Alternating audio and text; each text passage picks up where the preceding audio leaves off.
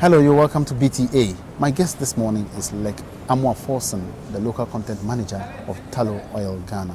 And we're going to talk about what is at stake at this year's Made in Ghana Summit come December 2014. Now, you're welcome to BTA.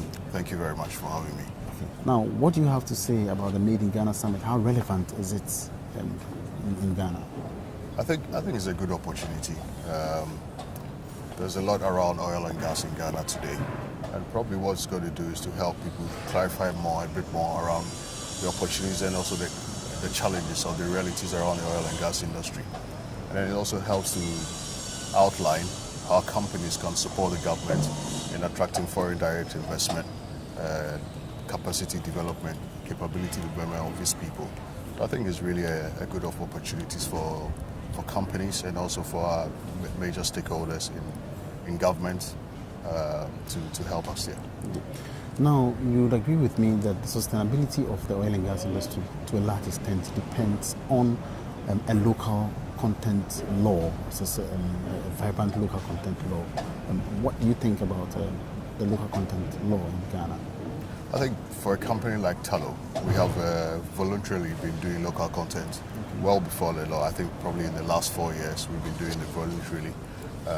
We think it's the right thing to do as a business in the areas that we operate, in the communities that we operate. We think we should be able to contribute and help to take our suppliers along and grow their capability for them to grow and also contribute more to the communities that they work in.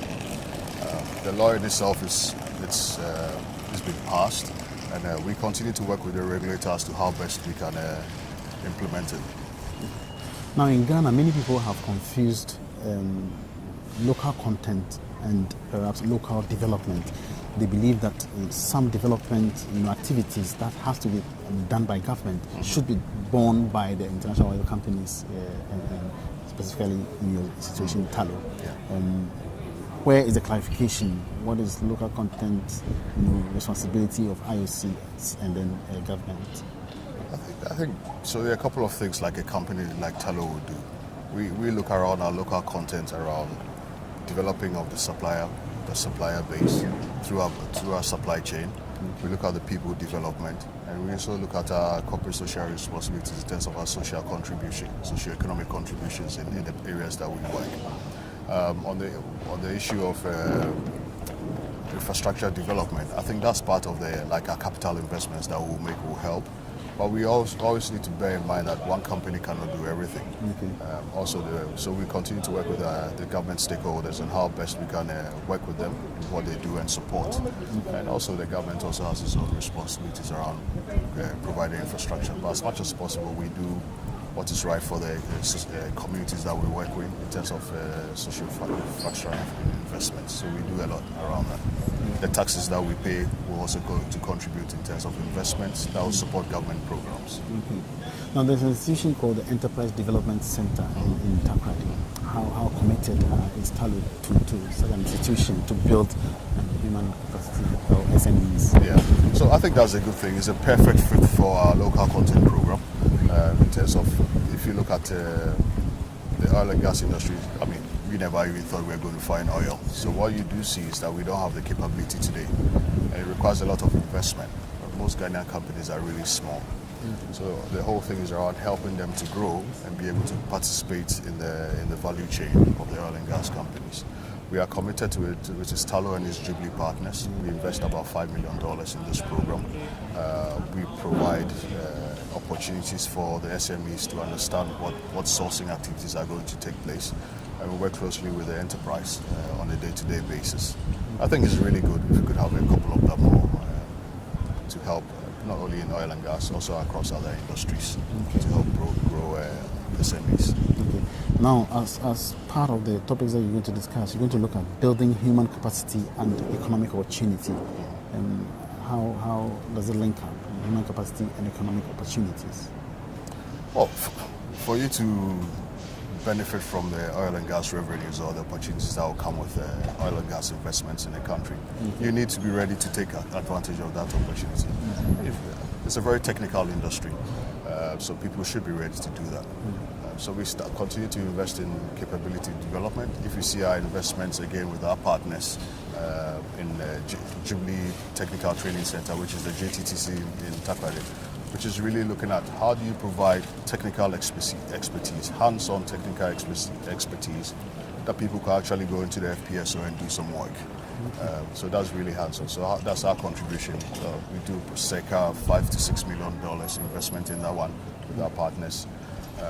So it's really important that we continue to grow capability. We invest in scholarship programs. We have the group scholarship scheme, 50 scholarships per year. We take people abroad for scholarships. And they don't necessarily have to come and work back in the oil and gas industry or in tallow. That's our contribution in terms of building capacity and capability of our resource base. And how responsive is tallow to engage locals? Into the industry. Into the industry to work. We do that. So, as tallow as a company, exactly. I think we have over close to 300 local staff. Almost 87% of our staff employee population is Ghanaians. Also through our supply chain, where we let contracts, we sign or we get companies to commit to a local content plan, which covers buying goods and services in country, and also employment of Ghanaians in country. So there's so much tallow as a company can take, but also in our overall contribution, what we say is by our presence in Ghana, how can we actually, through our contracts, also encourage our contractors and their subcontractors to get more Ghanaians on board? Okay, all right. It's perfect. Now, also, you're going to talk about the continuous search for effective partners, and that's building relationships based on collaboration and partnership. And how is tallow focusing on this aspect? So, if you really look at local content, it's not really a short-term game. It's really long-term to be sustainable. You can let contracts out today, and what you want to do is to see the supplier be in place for a longer time. So, what we try to do is to develop suppliers and our relationships. What the local content law does is also good for the country because it creates opportunities for joint ventures. So a local company with our expertise, but with money, can partner with an international company with expertise and money. And then you partner, you grow your capability around that. So those are some of the things that you can actually think about. So who should attend the Made in Ghana Summit? Which kind of people? I think across industry players. I would like to think that across the populace, in all levels, all sectors, it's good exposure and to get understanding. It also helps government, businesses, oil and gas players understand the challenges, the opportunities, and probably it will be also an opportunity for us to talk about the realities. There's the perception and also there's the reality. It's quite a technical industry. It requires a long-term investment. It's got to be sustainable.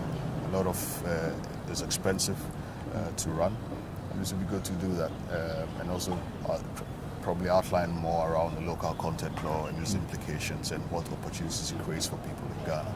Okay. Are you also into environmental protection as part of local content?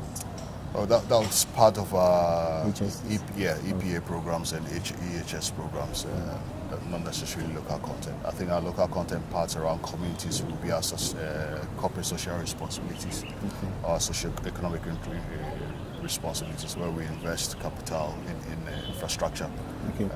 We support communities around hospitals, fishermen communities. Those are some of the things that we do. Now, having invested in communities and individuals, do you monitor and evaluate what's going on afterwards? And the performance.